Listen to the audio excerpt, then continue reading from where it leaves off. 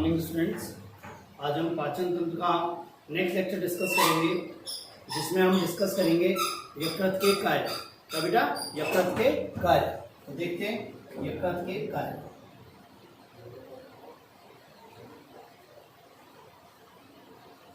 Function of liver.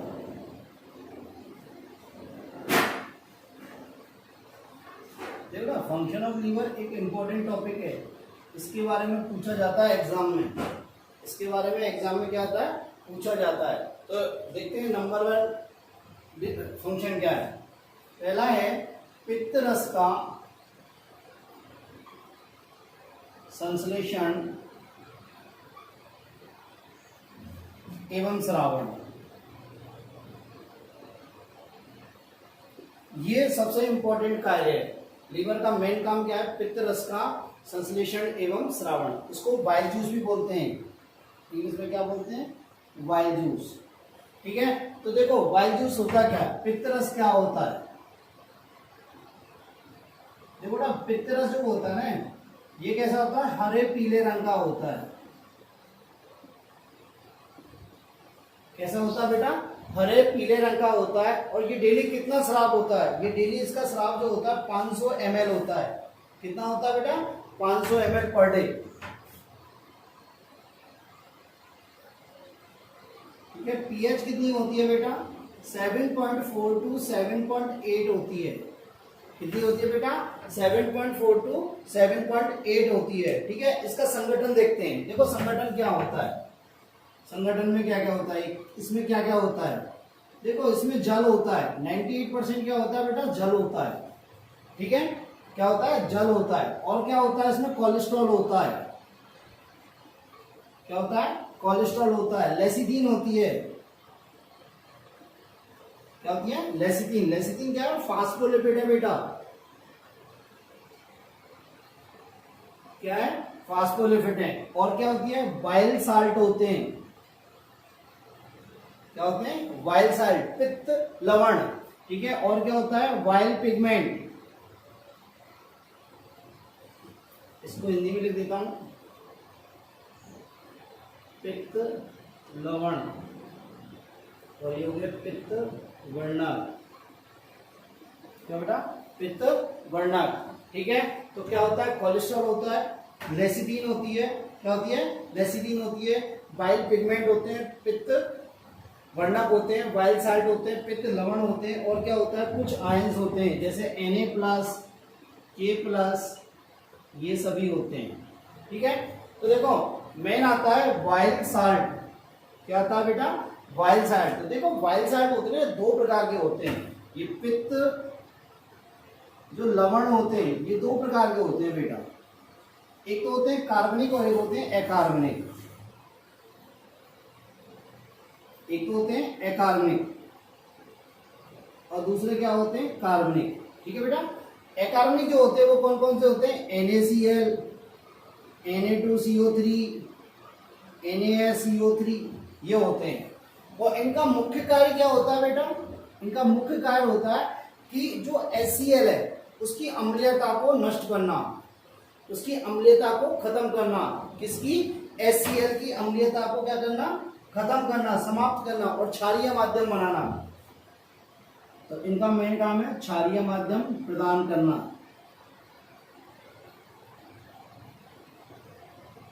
अब आप कहेंगे सर HCl यहाँ क्या होगा। देखो जब खाना आमाशय से आएगा तो उसमें HCl होगा। क्या होगा, HCl।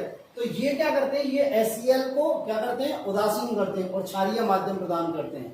क्या करते हैं, क्षारीय माध्यम। नेक्स्ट आता है कार्बनिक लवण। 2 होते हैं, सोडियम ग्लाइकोलेट और सोडियम टर्कोलेट। एक तो होता है सोडियम ग्लाइकोलेट और एक होता है सोडियम टर्कोलेट।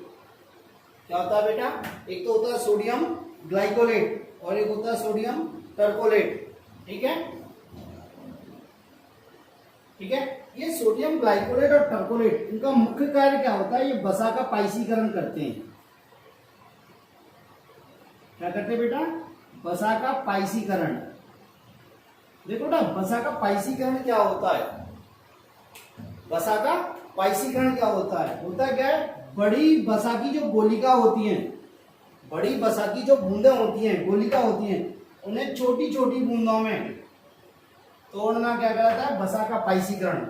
क्या कहलाता है बेटा? वसा का पाइसीकरण। वसा की बड़ी बूंदों को छोटी छोटी बूंदों में तोड़ना क्या कहलाता है? वसा का पाइसीकरण। अब क्वेश्चन आता है कि वसा का पाइसीकरण क्यों जरूरी है?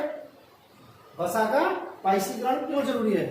होता क्या है बेटा, अग्नाशय लाइपेज, अग्नाशय लाइपेज या पैनक्रियाटिक लाइपेज जो वसा का डाइजेस्टिव एंजाइम है, वसा का पाचन करता है, वो सिर्फ और सिर्फ इस पाइसीकृत वसा पे ही कार्य करता है। क्या? पैनक्रियाटिक लाइपेज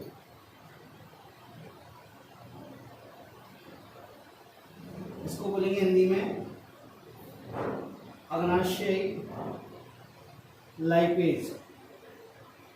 वो किस पे कार्य करता है? सिर्फ पाइसीकृत वसा पे कार्य करता है। तो ये क्या है? पाइसीकृत वसा। क्या है बेटा? पाइसीकृत वसा। तो देखो, अकार्बनिक लवण क्या करते हैं? क्षारीय माध्यम प्रदान करते हैं। क्या करते हैं बेटा?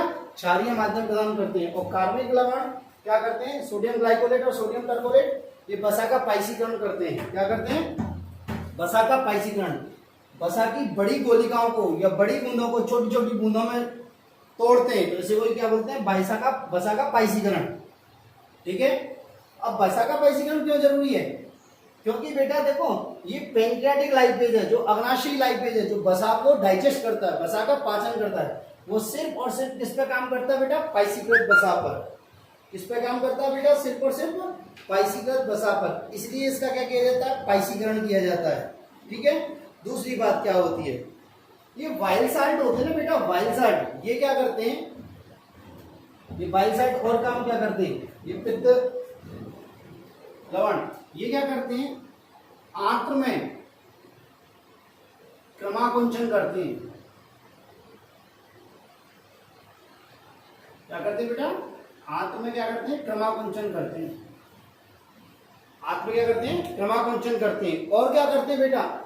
ये वसा एवं वसा में घुलनशील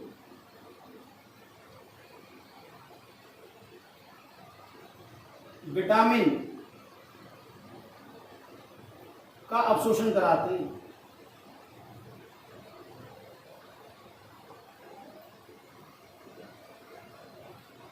ये क्या करते हैं? वसा एवं वसा में घुलनशील विटामिन का क्या कराते हैं? अवशोषण कराते हैं। उसके अवशोषण में क्या होते हैं? सहायक होते हैं। देखो, विटामिन, कौन कौन सी विटामिन वसा में घुलनशील होती हैं? ए, डी, ई, के। कौन कौन सी? Vitamin A, vitamin D, vitamin E और विटामिन के। इनका क्या कराते हैं? अवशोषण कराते हैं। जो मैं आपको आगे वसा के, जब वसा का अवशोषण पढ़ाएंगे, जब बताएंगे कि ये क्या होता है। ये वाइल्ड साल्ट, क्या बेटा?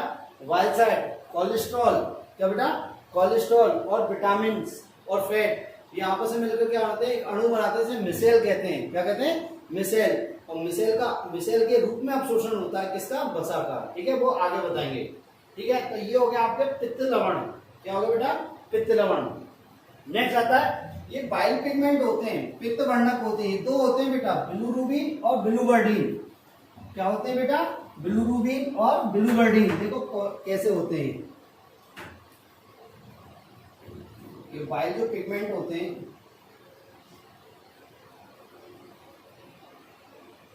ये होते हैं बिलिरुबिन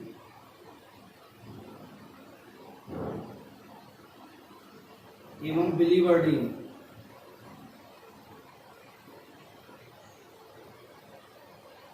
ठीक है। और बेटा, ये बिलिरुबिन और बिलिवर्डिन किससे बनते हैं? ये बनते हैं हीमोग्लोबिन के ब्रेकडाउन से। हीमोग्लोबिन के टूटने से बनते हैं। क्या बनते हैं बेटा? हीमोग्लोबिन के टूटने से बनते हैं। ठीक है, मेरी बात समझ में आई? एक्चुअली ये बाइल पिगमेंट, ये पित्त वर्णक और कोलेस्ट्रॉल जो होता है, ये क्या होते हैं? उत्सर्जी पदार्थ होते हैं बेटा। क्या होते हैं बेटा? उत्सर्जी पदार्थ होते हैं। ठीक है। तो ये तो हो गया आपका पित्त रस का संश्लेषण और श्रावण। ठीक है। यहीं देख लो, पित्त रस का कार्य क्या होता है बेटा? एक तो क्या होता है? वसा का क्या करता है, पाइसीकरण करता है। वसा का क्या करता है, पाइसीकरण करता है। दूसरी बात, वसा के अवशोषण में हेल्प करता है। और तीसरा काम क्या होता है, क्षारीय माध्यम प्रदान करता है। क्या कार्य करता है बेटा, क्षारीय माध्यम प्रदान करता है। तो इसका ये कार्य हो गया पित्तरस का संश्लेषण एवं पित्तरस का स्रावण। ठीक है। सेकंड होता है कार्बोहाइड्रेट की मेटाबॉलिज्म। सेकंड क्या बेटा, कार्बोहाइड्रेट की मेटाबॉलिज्म।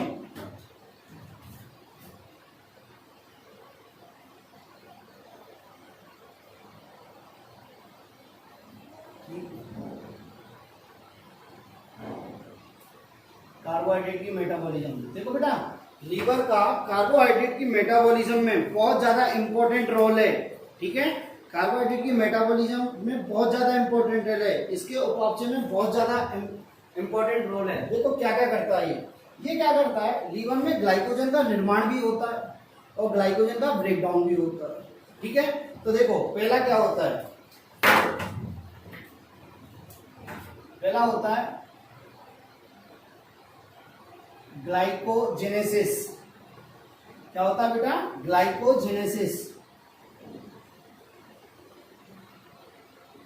इंपॉर्टेंट शब्द है, इनको थोड़ा समझने की कोशिश करना। इजी नहीं लगेंगे, जितने इजी समझ रहे हो उतने इजी नहीं है। ग्लाइको, देखो आपको यहां लग रहा है ग्लाइकोजन, ठीक है, तो इसे बोलेंगे ग्लाइकोजेनेसिस। ठीक है, मतलब क्या है, ग्लाइकोजन का निर्माण। किसका निर्माण, ग्लाइकोजन का निर्माण।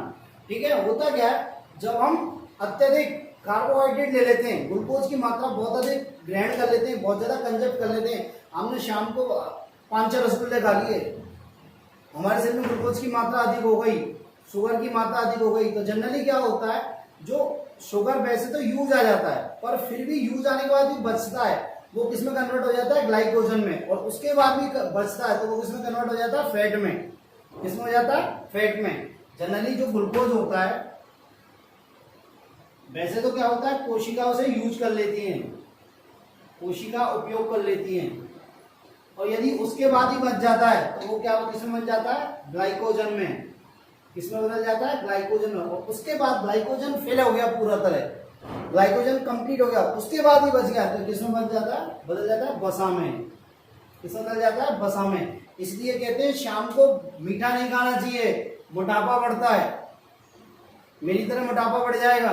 ठीक है, तो ये क्या करता है, ग्लूकोज को किसमें चेंज करता है, ग्लाइकोजन में। किसमें चेंज करता है बेटा, ग्लाइकोजन में। जो अत्यधिक अमाउंट है, मतलब कोशिकाओं के यूज आने के बाद जो अमाउंट बच जाता है ग्लूकोज का, उसको किसमें कन्वर्ट करता है, ग्लाइकोजन में। ठीक है, जब ग्लूकोज की मात्रा अधिक है। सेकंड करता है ग्लाइकोजिनोलाइसिस।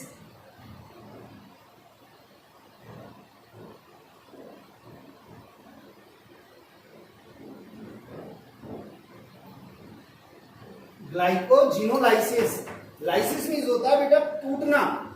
लाइसिस मीन्स क्या होता है, टूटना। मतलब जब हमारे शरीर में ग्लूकोज की मात्रा कम होती है, हमारे रुधिर में, हमारे ब्लड में जब ग्लूकोज का लेवल कम है तो क्या होगा, ग्लाइकोजन किसमें टूट जाएगा, ग्लूकोज में। इसका ग्लूकोज में। ये जनरली अवस्था कब आती है, फास्टिंग, जब हम व्रत रहते हैं या हम बहुत लंबे समय तक भूखे रहते हैं, हम बहुत लंबे समय तक भूखे रहते हैं, तो क्या होता है, ग्लाइकोजन किसमें टूटता है, ग्लूकोज में। ग्लाइकोजन किसमें टूटता है, ग्लूकोज में। ठीक है, नेक्स्ट आता है ग्लूकोनियोजेनेसिस। क्या आता है बेटा, ग्लूकोनियोजेनेसिस। ठीक है, देखो तीसरा आता है ग्लूकोनियोजेनेसिस। देखो बेटा समझो इस बात को, यहां मैंने ग्लाई लिया है, मतलब ग्लाइकोजन से, यहां मिला ग्लू मीन्स ग्लूकोज। ग्लू का मतलब होगा glucose, neo means other than carbohydrate, carbohydrate के अलावा, और जेनेसिस बनना, मतलब ग्लूकोज का निर्माण किसके द्वारा, अदर देन कार्बोहाइड्रेट, कार्बोहाइड्रेट के अलावा किसी अन्य पदार्थ से ग्लूकोज का बनना। ठीक है, तो इसे पहले लिख देता हूं, ग्लूकोनियोजेनेसिस।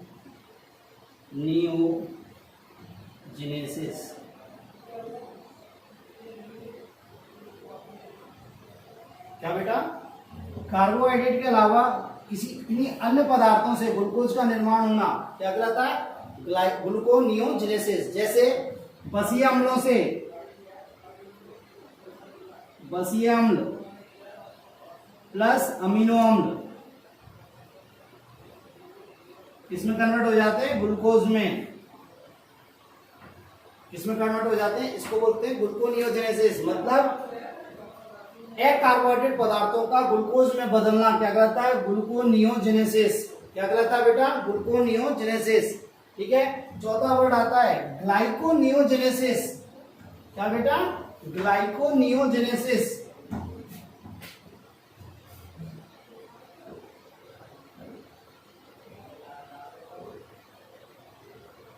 ग्लाइकोनियोजेनेसिस।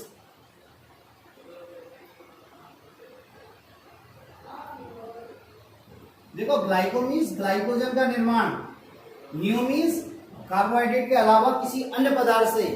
ठीक है। तो हम क्या कह सकते हैं कि कार्बोहाइड्रेट के अलावा किसी अन्य पदार्थ से ग्लाइकोजन का निर्माण क्या कहलाता है? ग्लाइकोनियोजेनेसिस। और किससे बनता है? ये लैक्टिक एसिड से। किससे बेटा? लैक्टिक एसिड से। लैक्टिक एसिड से किसका निर्माण होना? ग्लाइकोजन का निर्माण होना। किसका निर्माण होना बेटा? ग्लाइकोजन का निर्माण होना क्या कहलाता है? ग्लाइकोनियोजेनेसिस। ठीक है। तो ये वही कार्बोहाइड्रेट की मेथड है। ये चारों स्टेप्स, ये चारों क्रियाएं कहाँ होती है? यकृत में। ठीक है। ग्लाइकोजेनेसिस, ग्लाइकोजिनोलाइसिस, ग्लूकोनियोजेनेसिस और ग्लाइकोनियोजेनेसिस। बात समझ में आई? क्लियर है। नेक्स्ट आता है, देखो बेटा वसा। वसा का थोड़ा बहुत संग्रहण होता है किसमें? लीवर में। वसा का संग्रहण भी करता है लीवर। क्या होता है बेटा? तीसरा वसा का संग्रहण।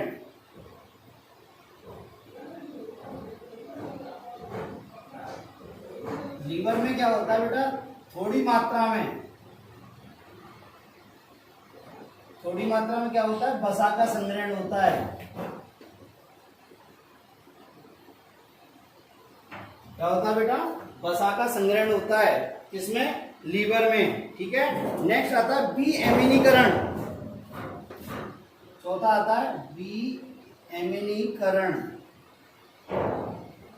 इंग्लिश बोलते हैं डी एमिनेशन। देखो बेटा बी एमिनीकरण क्या होता है कि अमीनो अम्लों से अमोनिया को अलग करना। अमीनो अम्लों से अमोनिया को अलग करना बी एमिनीकरण कहलाता है। हमें पता है अमीनो अम्लों से अमोनिया को अलग करना क्या कहलाता है? बी एमिनीकरण। देखो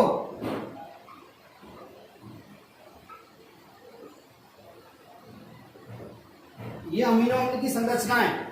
ठीक है। यकृत क्या होता है? बी एमिनीकरण के द्वारा क्या होता है? इस पार्ट को अलग कर देता है। क्या कर देता है? अमोनिया पार्ट को अलग कर देता है। ठीक है। नेक्स्ट आता है यूरिया का निर्माण।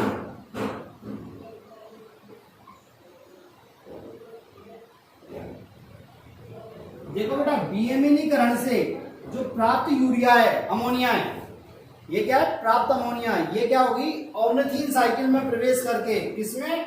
ऑर्निथीन साइकिल में प्रवेश करके किसका निर्माण कराएगी? किसका निर्माण करेगी? यूरिया का। किसका निर्माण करेगी बेटा? यूरिया का। तो ये अमोनिया किसमें प्रवेश करता है? अमोनिया किसमें प्रवेश करता है? ऑर्निथीन साइकिल में, ऑर्निथीन चक्र में। और क्या बनाता है? यूरिया बनाता है। क्या बनाता है बेटा? यूरिया। ठीक है। और ये ऑर्निथीन साइकिल कहां चलती है बेटा? ये लीवर में। कहां चलती है बेटा? लीवर में। मेरी बात कल सही है। नेक्स्ट आता है रक्त का शुद्धिकरण। देखो बेटा नेक्स्ट क्या आता है? रक्त का शुद्धिकरण। हमें पता है कि लीवर में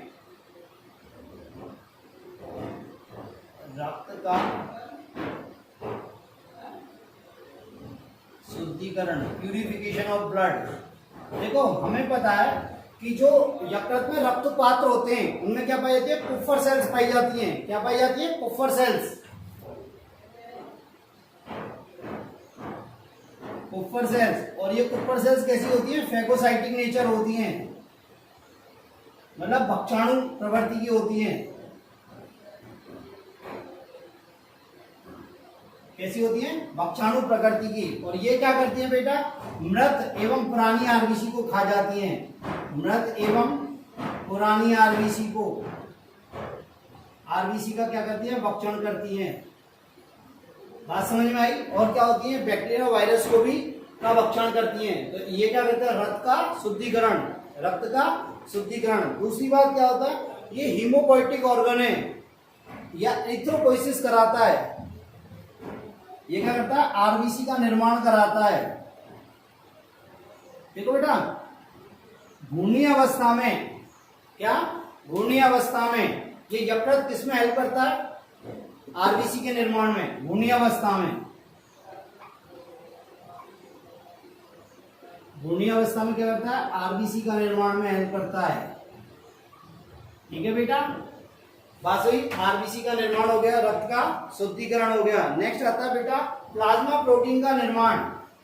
देखो हमने बताया था कि ब्लड प्लाज्मा में कई प्रकार की प्रोटीन पाई जाती है, एल्बुमिन, ग्लोबुलिन, फाइब्रिनोजन, प्रोथ्रोम्बिन, बताई थी ना। तो देखें प्लाज्मा प्रोटीन का निर्माण। देखो बेटा प्लाज्मा प्रोटीन का निर्माण क्या है? ये क्या करता है? हमारे प्लाज्मा में कौन कौन सी प्रोटीन होती है? Albumin,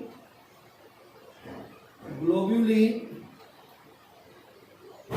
fibrinogen, prothrombin. ठीक है बेटा। अब ग्लोबुलिन हमने बताई थी 3 प्रकार की, अल्फा, बीटा और गामा। अल्फा, बीटा और गामा। ठीक है बेटा। ये गामा ग्लोबुलिन को छोड़कर, इसको गामा ग्लोबुलिन को छोड़कर, गामा ग्लोबुलिन को छोड़कर जितनी भी प्लाज्मा प्रोटीन है वो किसमें कहाँ निर्मित होती है? लीवर में। कहाँ निर्मित होती है बेटा? लीवर में निर्मित होती है। बात समझ में आई? नेक्स्ट आता है विटामिन ए का संश्लेषण।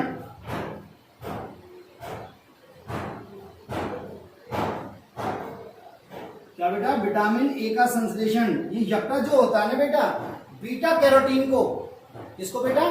बीटा कैरोटीन को किसमें बदल देता है? विटामिन ए में।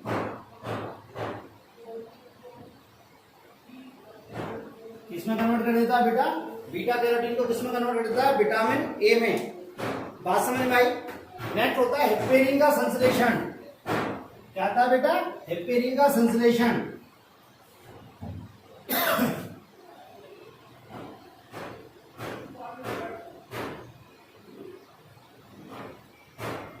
देखो बेटा हेपेरिन हमने जब ब्लड पढ़ाया था आपको, जब WBC पढ़ाई थी तब भी मैंने बताया था हेपेरिन, हिस्टामिन, सेरोटोनिन। ठीक है। ये हेपेरिन होता है ना, ये क्या होता है? प्राकृतिक प्रतिस्पंदक होता है। क्या होता है? प्राकृतिक प्रतिस्पंदक। प्राकृतिक प्रतिस्पंदक होता है, मतलब नेचुरल एंटीकोगुलेंट होता है।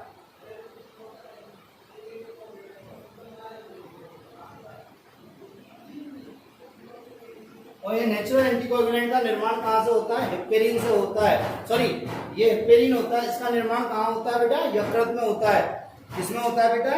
यकृत में होता है। बात क्लियर है? दूसरी बात क्या होती है? कुछ रक्त स्कंदक कारक, कुछ रक्त स्कंदक कारक जैसे 2nd, 7th, 9th and 10th, ये ब्लड क्लॉटिंग फैक्टर है, रक्त स्कंदक कारक। इनका निर्माण ही बेटा कहाँ होता है? लीवर में होता है। कहाँ होता है बेटा? लीवर में होता है। मेरी बात समझ में आई? दूसरी बात, एक क्या होता है? लीवर में खनिज पदार्थों का संश्लेषण होता है। लीवर में क्या होता है? कुछ खनिज लवणों का संश्लेषण भी होता है, खनिजों का संग्रहण होता है। खनिज संग्रहण। देखो बेटा लीवर में आयरन, जिंक, कोबाल्ट, कॉपर, मोनोबेरिडियम, इनका संग्रहण होता है। और लीवर आयरन का बहुत अच्छा स्रोत माना जाता है। लीवर आयरन का क्या माना जाता है बेटा, बहुत अच्छा स्रोत माना जाता है। तो मेरी बात समझ में आई, ठीक है। तो ये हुए आप क्या, लीवर के फंक्शन, क्या हुए बेटा, लीवर के फंक्शन। ये इंपॉर्टेंट है बेटा, ये क्या है, इंपॉर्टेंट है। देखो दूसरी एक बात देखो, कभी कभी क्या होता है बेटा कि हमारी किडनी, हमारे जो ये होती है पित्ताशय, इसमें क्या हो जाता है, पथरी बन जाती है। पित्ताशय में क्या हो जाती है, पथरी बन जाती है। तो होता क्या है, देखो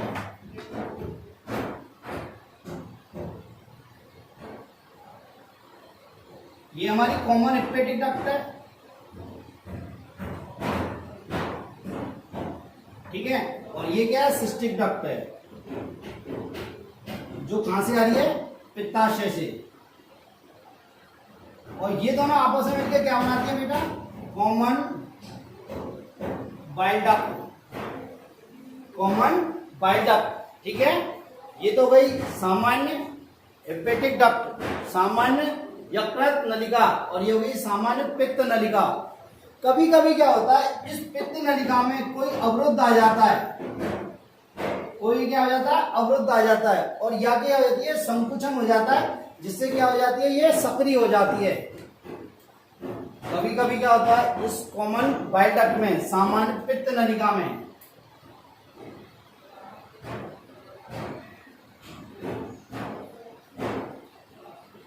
या तो क्या हो जाती है, अवरुद्ध हो जाती है, या इसमें क्या आ जाता है, ये क्या होती है, संकुचित हो जाती है, ठीक है। जब ये अवरुद्ध और संकुचित हो जाती है तो क्या होता है बेटा, इस पित्ताशय में क्या हो जाती है, ऐसी पथरी के टुकड़े बन जाते हैं, इसके कोलेस्ट्रॉल के, क्या बन जाते हैं बेटा, कोलेस्ट्रॉल के क्या हो जाएंगे, टुकड़े बन जाते हैं, ऐसे पथरी जैसे, ठीक है। तो इसे क्या बोलते हैं, गालस्टोन, पित्ताशय पथरी, क्या होते हैं, पित्ताशय पथरी। जनरली पित्ताशय पथरी में पित्ताशय को बाहर निकाला जाता है, पित्ताशय को बाहर निकाला जाता है। अब आप सोच रहे हैं सर पित्ताशय को बाहर निकालेंगे तो बड़ी प्रॉब्लम आ जाएगी। बेटा बहुत ज्यादा प्रॉब्लम नहीं आती इतनी खास, हाँ जब पित्ताशय निकल जाता है तो हमें चिकनाई वगैरह पे थोड़ा सा क्या करना पड़ता है, कंट्रोल करना पड़ता है, ठीक है। तो ये हुआ आपका यकृत। नेक्स्ट आता है आपका अग्नाशय, वो नेक्स्ट क्लास में अपन डिस्कस करेंगे, ठीक है बेटा।